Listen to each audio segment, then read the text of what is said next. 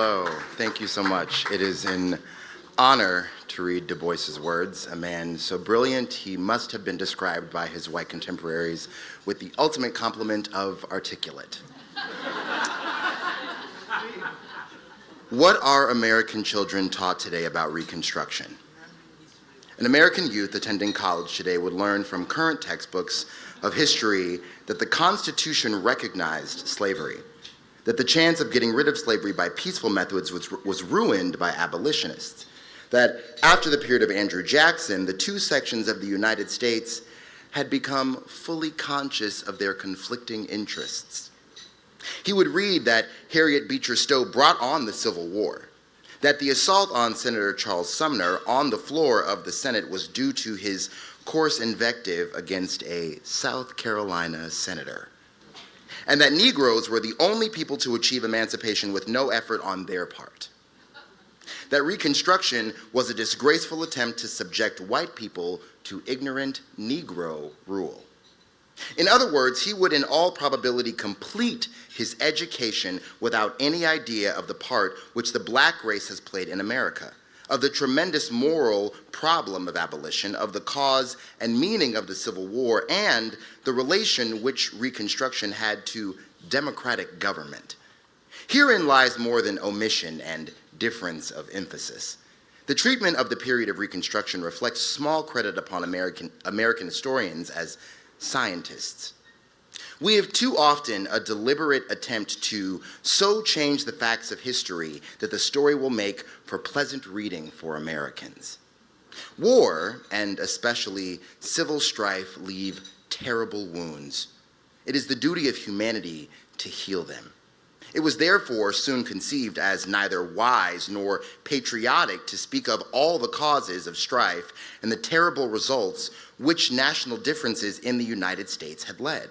And so, first of all, we minimized the slavery controversy, which convulsed the nation from the Missouri Compromise down to the Civil War. On top of that, we passed by Reconstruction with a phrase of regret or disgust. But these are the reasons of courtesy and philanthropy. Are these reasons sufficient for denying the truth? If history is going to be scientific, if the record of human action is going to be set down with the accuracy and faithfulness of detail which will allow its use as a measuring rod and guidepost for the future of nations, then there must be set some standard of ethics in research and interpretation. If, on the other hand, we're going to use history for our pleasure and our amusement, for inflating our national ego and giving us a false but pleasurable sense of accomplishment, then we must give up the idea of history as science or as art, using the results of science, and admit that, frankly, we are using a version of historical fact in order to influence and educate the new generation along the way that we most wish.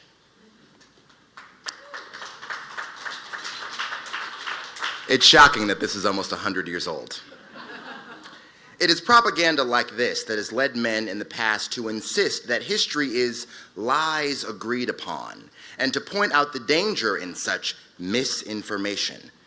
It is indeed extremely doubtful if any permanent benefit comes to the world through such actions. Nations reel and stagger on their way. They make hideous mistakes. And shall we not be the best guide to humanity by telling the truth about all of this, so far as the truth is ascertainable? Here in the United States, we have a clear example. It was morally wrong and economically retrogressible to build human slavery into the United States in the 18th century. We know that now perfectly well. And there were many Americans, North and South, who knew this and said this in the 18th century.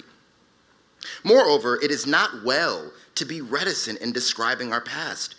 Our histories tend to discuss American slavery so impartially that in the end, nobody seems to have done any wrong and everybody was right.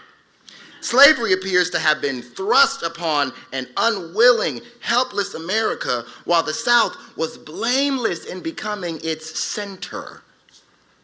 The difference in development, North and South, is explained as a sort of working out of cosmic social and economic law.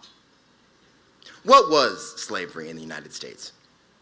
Just what did it mean to the owner and the owned?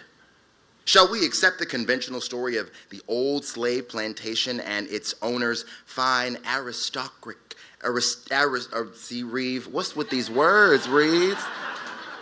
And I don't even have a staple. To its owner's fine aristocratic life of cultured leisure. One is astonished in the study of history at the recurrence of the idea that evil must be forgotten, distorted, skimmed over. We must not remember that Daniel Webster was a drunk, but only remember that he was a splendid constitutional lawyer who liked beer. We must forget that George Washington was a slave owner, or that Thomas Jefferson had mulatto children, or that Alexander Hamilton had Negro blood, and simply remember the things that we regard as creditable and inspiring. The difficulty, of course, with this philosophy is that history loses its value as an incentive and example. It paints perfect men and noble nations, but it does not tell the truth. No one reading the history of the United States during 1850 and 1860 can have the slightest doubt left in their mind that Negro slavery was the cause of the Civil War. And yet, during and since, we learn that a great nation murdered thousands, destroyed millions on account of abstract doctrines concerning the nature of the federal union. This, then, is the book basis upon which today we judge Reconstruction, in order to paint the South as a martyr to inescapable fate, to make the North the magnanimous emancipator, and to ridicule the Negro as the impossible joke in the whole development. We have, in 50 years, by libel, innuendo, and silence, so completely misstated and obliterated the history of the Negro in America and his relation to its work and its government that today it is almost unknown. This may be fine romance, but it is not science. It may be inspiring, but it is certainly not the truth. And beyond this, it is dangerous. It is not only ideals, it has more than that, led the world to embrace and worship the color bar as social salvation. And it is helping to range mankind in ranks of mutual hatred and contempt at the summons of a cheap and false myth.